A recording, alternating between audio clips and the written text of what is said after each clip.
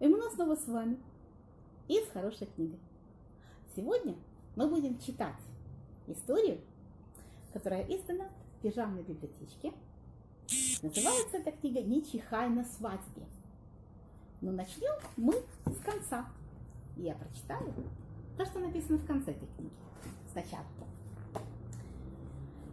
Еврейский обряд бракосочетания.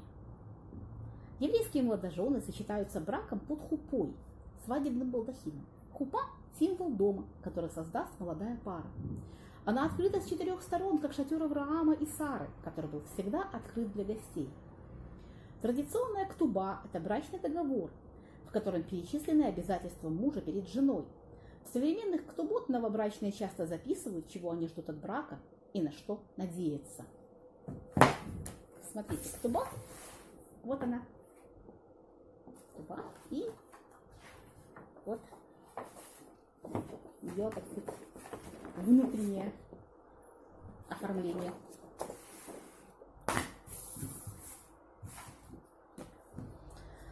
В 7 благословениях Шева Брахот звучит благодарность Господу за то, что Он даровал нам жизнь и за счастье жениха и невесты. В конце церемонии принято разбивать бокал. О чем напоминает этот обряд? Может быть, о разрушении Иерусалимского храма. Может быть, о том, что даже в самые счастливые времена не следует забывать о несовершенстве мира. А может быть, о том, что отношения хрупки, как стекло, и надо их беречь. Все гости кричат «Мазал тов» – пожелание счастья и удачи молодоженам. Знаете ли вы, что во время церемонии на еврейской свадьбе раввин произносит 7 благословений? В этих благословениях мы выражаем благодарность Всевышнему за сотворение мира и человека и за те многочисленные радости, которые случаются в нашей жизни. Одно из благословений, 6-е по счету, звучит так. «Благословен Ты, Бог наш, Владыка Вселенной, сотворивший веселье и радость, жениха и невесту, одаривший нас ликованием и пением, торжеством и блаженством, любовью и братством, миром и дружбой». Итак, не чихай на свадьбе. Что же это за история такая? Сейчас узнаем. Сегодня необычный день. Сегодня тетя Рэйчел выходит замуж. Утром я проснулась и... апчхи! Мама пощупала мне лоб. Папа пристально смотрел горло. «Я здорова», — сказала я. «Просто чихнула. Апчхи!» «Только, пожалуйста, не чихай во время церемонии», — воскликнули мои родители в один голос. «Если почувствуешь, что вот-вот чихнешь, прижми палец к верхней губе. Вот так». И папа показал как. Я прижала палец к губе и повторила. «Прижать губу. Не чихать».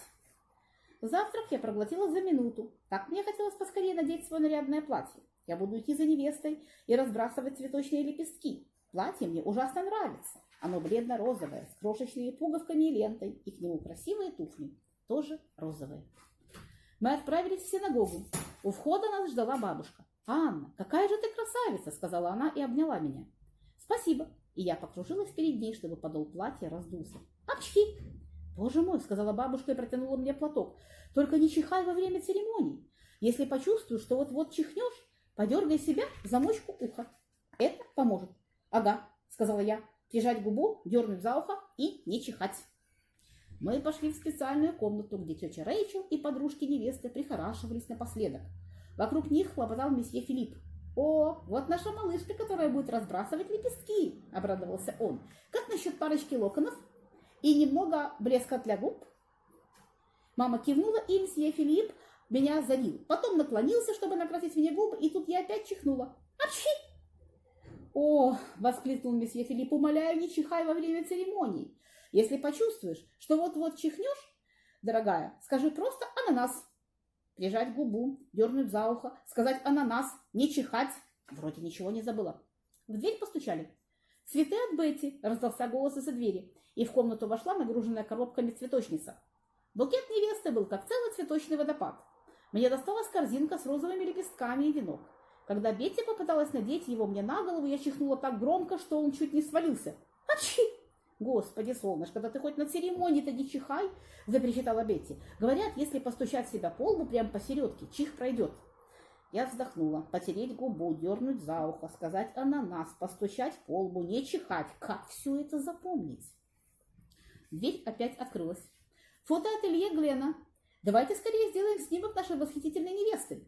Пришла моя очередь фотографироваться с тетей Рэйчел. Помощник Глена слегка придул мою голову, я посмотрела в объектив и... Апчхи!